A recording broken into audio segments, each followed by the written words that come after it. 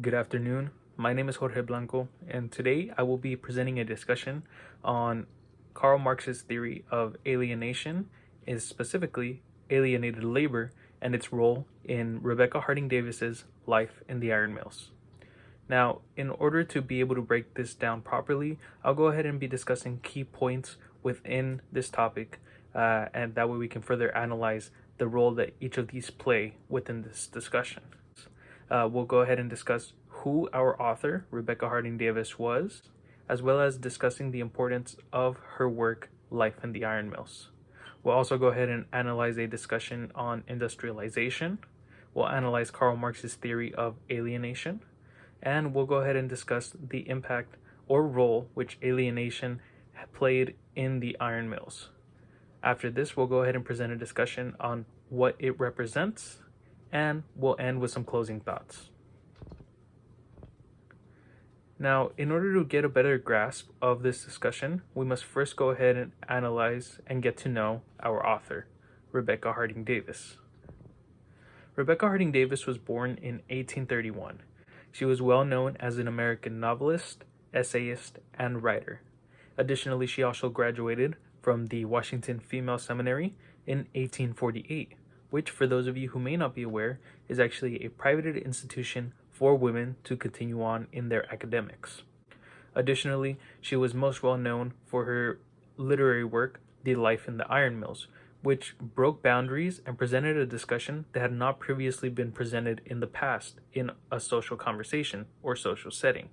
It was able to stir up a conversation on reality or realism text for American literature. Now, this particular work by Harding was actually published to the Atlantic magazine back in 1861. Harding would go on to receive a check from the Atlantic for $50 in response to publishing her work.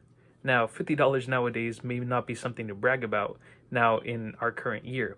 However, back in 1861, $50 would have been the equivalent to $1,500 in our modern economy. So, needless to say, she must have been doing something right. Now, on top of receiving this check, she was actually starting to receive other mail and letters from other people inquiring about her work.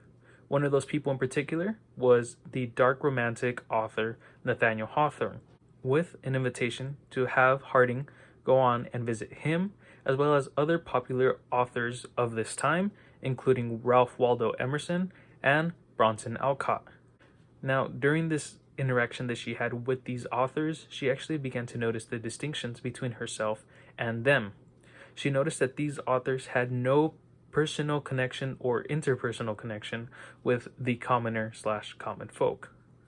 She noticed that the fellow authors had more of a philosophical or theoretical perspective for their discussions, whereas she centralized her discussions on the topic of realism in order to incorporate true events within our modern society. And thus was where the emergence of Life in the Iron Mills had originally come from.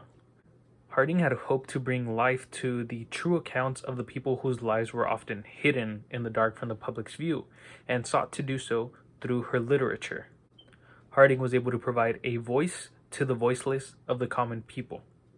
And this was something that was not typically done by authors during this time. With this, we understand that Harding was aware that a reform or a change must occur in order to better the social standpoint for the common people, in order to help them evolve and develop a better life than what they had been facing up until this point. So now that we've gotten to know our author, Rebecca Harding Davis, a little bit, we'll go ahead and start a discussion on the importance of the life in the iron mills. Now, one discussion which becomes present within the story, Life in the Iron Mills, is the discussion of industrialization. Now, industrialization within the United States is often referred to as the Industrial Revolution. It originally began during the early 1800s and would later coincide during the beginning of the Civil War, which began during the mid to late 1800s. Industrialization originally began as manual labor in textile production or textile factories. Now, one concern which was presented within these factories of production was that there was no protection or security slash safety for the workers. Unfortunately, because of this, a lot of the times the working conditions were often fatal for very menial pay that they would receive as compensation. Eventually, the use of machines would come into play, which would increase the production of these textile works, but would also increase the amount of danger slash threat that these workers would have to face on a daily basis. Now, because of the use of this machinery within the industrialized areas, we would see a massive expansion of these factories. One thing to note that with the evolution and expansion of these factories, we also saw a shift in how these textile products were often produced. Initially, they were strictly done via manual labor, so by hand. Eventually, we would get development of machinery, and things including water power, a steam engine, and later on even coal power. Another thing to take into consideration is that as the expansion of industrialization occurred, we saw more and more people beginning to move towards bigger cities. Because of this, there became a clear distinction between the rich and poor, as unfortunately the poor would have to remain on the countryside and be left to work within these industrialized factories, which had been built within their area. Now, industrialization was an important factor for the United States and its development and evolution to where we currently stand today. However, we must ask ourselves, was this the only way to progress, or could there have been another way around this? Life in the Iron Mills was published around the same time as the attack on Fort Sumter, which many will refer to as being the start of the American Civil War back in 1861. Now, something to consider is that the attention of the American people was on the focus of racial slavery and its abolishment. However, Harding understood that there was another discussion which was also of importance that had to be brought to the American people's attention. She sought to present the discussion of another form of slavery, referred to as industrial slavery, as it occurs within the workforce. Now, she presented this discussion through the use of her literary text, Life in the Iron Mills, as we see the story of the Wolfe family, who lived in harsh and unsanitary conditions while working in even less safe and potentially fatal factories. One thing to consider is that Harding sought to bring in attention to free market capitalism as it exploits their workers. On top of this, she wanted to present the discussion of ethics by discussing that there was not much of a choice for these workers to have when given between the two options of working a life in the iron mill, or in some cases would have to choose between this life and death. Harding wanted for the public to be aware that this was not a recent discussion, as within the story we see that the narrator presents the Wolfe's family's tale as having occurred 30 years prior to when the narrator is telling the story. Because of this, Harding wanted to go ahead and present the fact that industrial slavery has been going on for quite some time. Now that we have a grasp for who Rebecca Harding Davis was and her intent behind writing The Life in the Iron Mills, we can go ahead and discuss Karl Marx's theory or ideology of alienation. Now, alienation is often referred to as being social separation of people from human nature / a person's humanity. Now, within Harding's work, we actually see this being described as alienated work. In this circumstance, it is referred to as humans who are reduced to the level of animals, working only for the purpose of filling a physical gap, producing under the compulsion of direct physical need. Now, this social separation of people from human nature or humanity is what we see occur to many of the characters within Harding's text. Now, to put it shortly, alienated labor is basically when a worker is a piece of a whole as a fraction of a puzzle. And as they work, they slowly lose their independence. and their individual voice. Additionally, once they've lost this independence, they become nothing more than just another cog within the wheel. Now, Marx wanted to go ahead and present this discussion of alienation and put it into a social setting. As it would be understood, alienation can be seen as the individual hand of the privatized owner having control over the lives of all of his or her employees. This was referred to as institutional capitalism, which is often defined as being influenced by banks, pensioners, and insurance companies who hold a majority of shares within a company. This meant that more often than not, the privatized owners had a favor of holding their concern for the shareholders over their own employees. Taking this into consideration, even a shareholder within the company was seen as having more individuality as a individual person than a employee slash worker had within their line of work, and saw the employees as nothing more than just another tool for their factories. And as to quote from Marx, "I am what I do." Now, as we proceed, we will go ahead and discuss alienation or alienated labor as it occurs within life of the iron mills. One thing to note is that within life in the iron mills, we are brought into a unnamed town where an iron mill stands. Now, there seems to be a sort of suffocating or oppressive presence over the town as a whole. Within this story, the Wolf family is intended to go ahead and represent the working class citizen who are living within this unnamed town in order to make the situation of these people more relatable to its readers. Harding would go on to indicate that there's not much to do for these common folk who are within this situation, aside from eat, sleep, drink, work, and repeat. Which at this point would pretty much indicate that working is just another part of their life cycle. Now, some things to consider were that the characters within the story all seem to have a certain representation for certain groups of people within reality. We see Hugh Wolf, who is the working man within the family, and he seems to represent the working class member.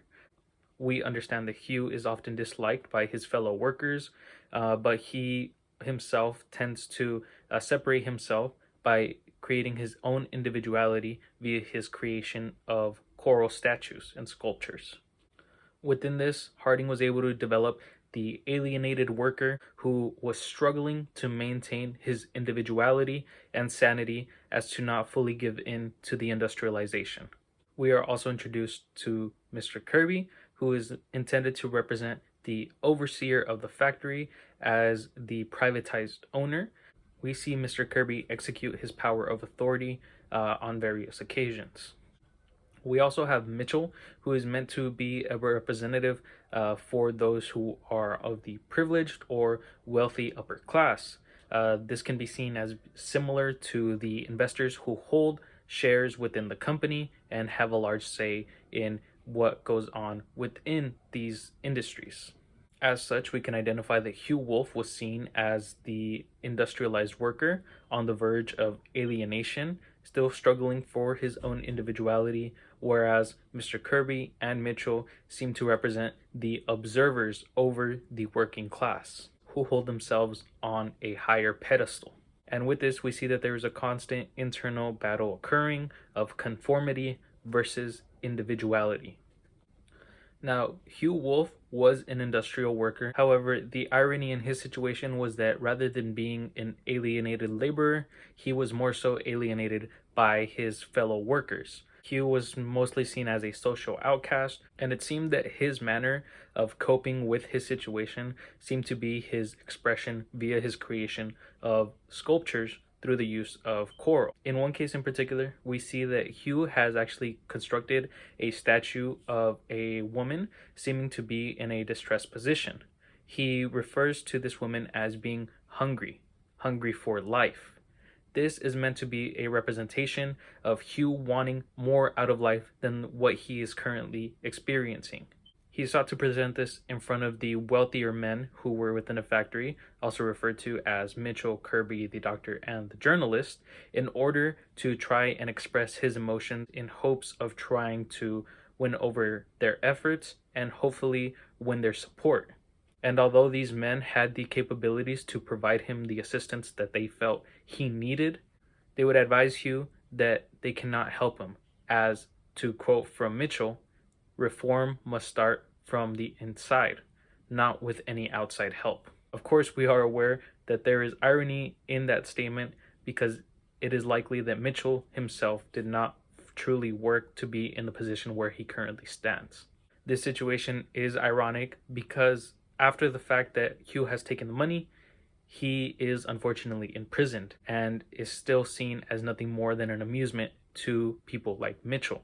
Even though Mitchell had the potential and ability to help Hugh with his art, where he did see that his art held a certain potential to grow and become popular, Hugh was still imprisoned for his actions taken, even though he was doing just as Mitchell had told him to do.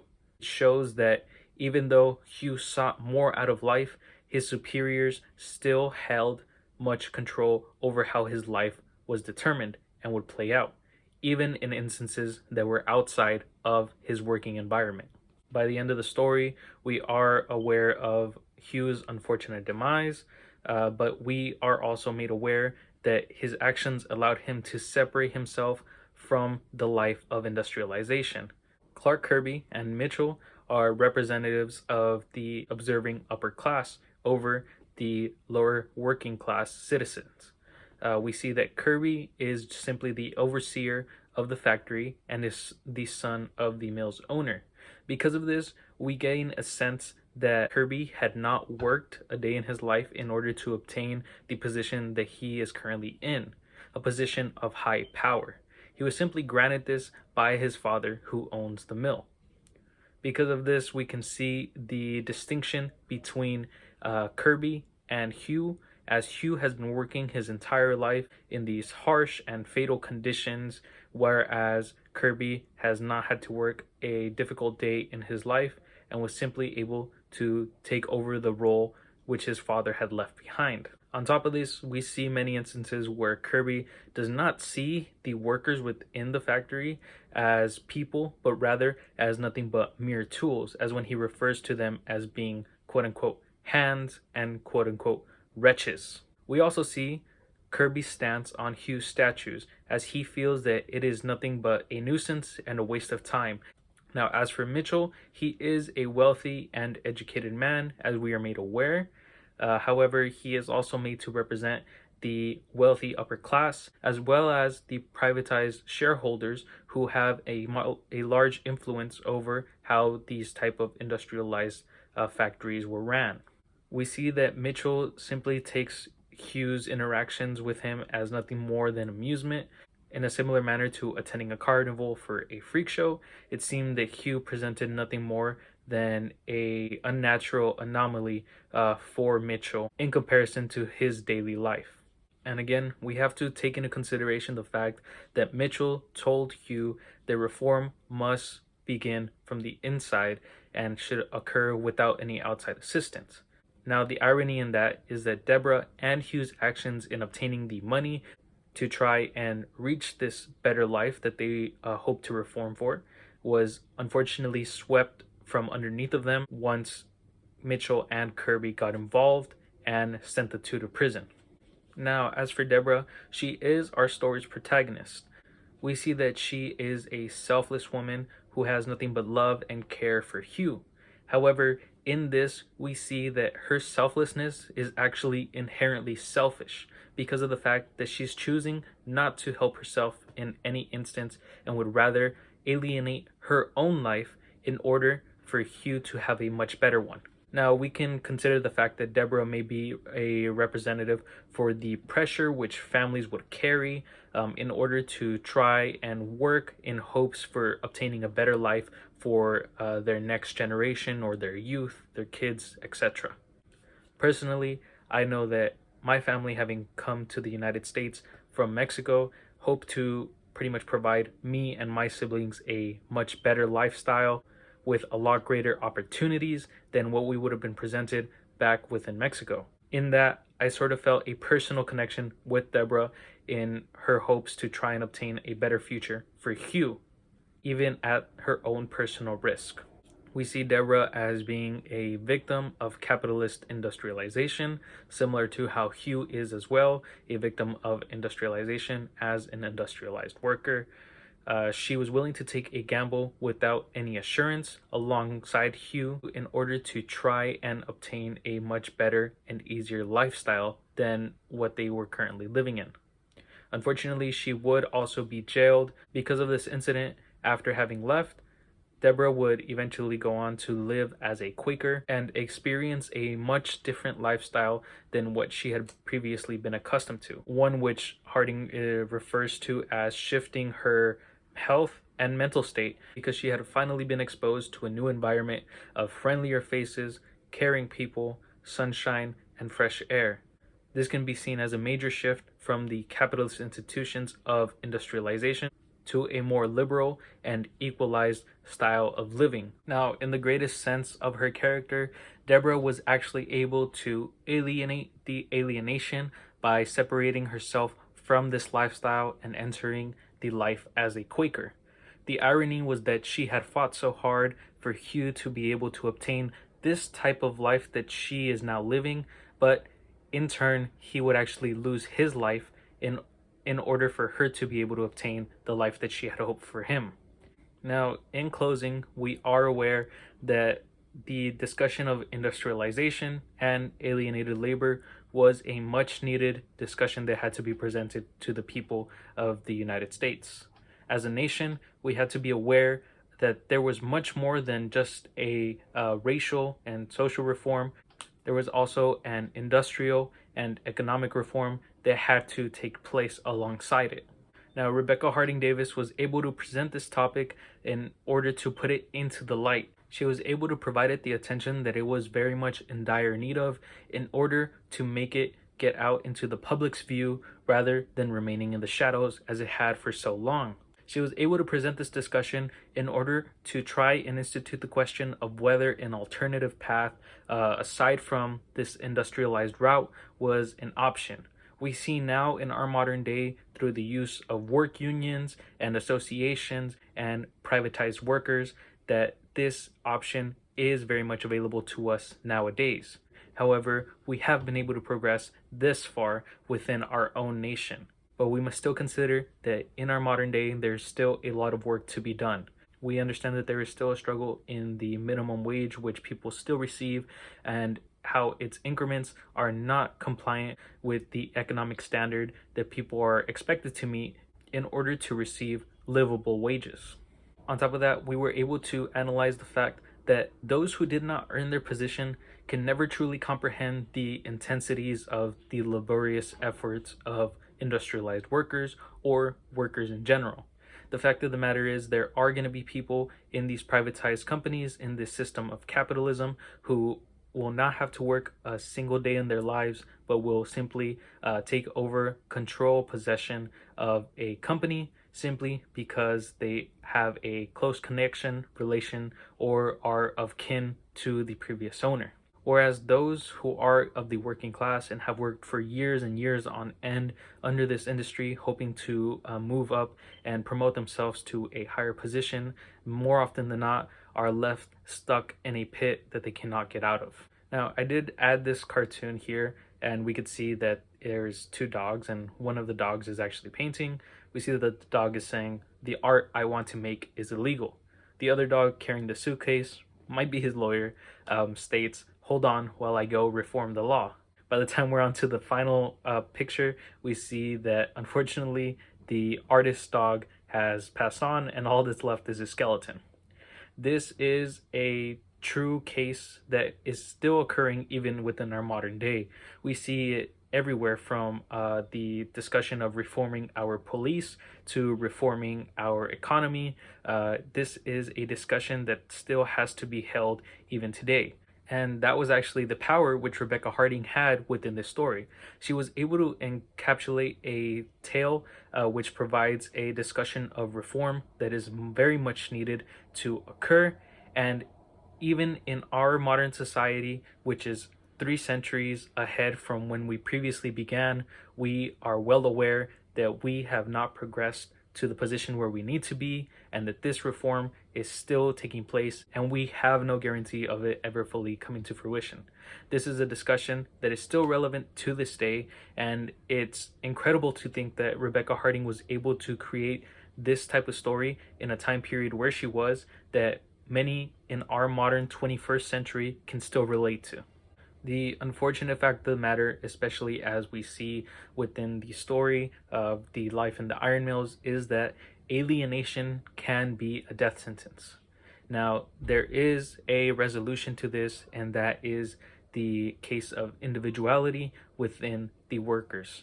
Unfortunately, this is a gamble with an uncertain outcome. The fact of the matter is that we live in a social bubble where certain things are normalized and people feel that we have to meet those standards every time. The fact of the matter is that conformity plays a huge factor in how we develop ourselves, our economy, and our industries, which again pays tribute to Rebecca Harding's brilliant mind and her concepts that she presented within her story. The fact is, if we do not conform to the way that society has presented itself for us to meet certain standards, we are often outcasted. However, what is one's sanity if they cannot think for themselves freely and are not of an individual person? This is the gamble that many people are afraid to take. The idea of entrepreneurial motivation to do something as an individual that breaks the boundary and steps away from what we have been taught not to do. And to end off this discussion, I would like to go ahead and read you a quote, which is a direct quote from Rebecca Harding. She stated, "Reform is born of need, not pity. No vital movement of the people has worked down for good or evil, fermented instead, carried up the heavying, cloggy mass." Thank you.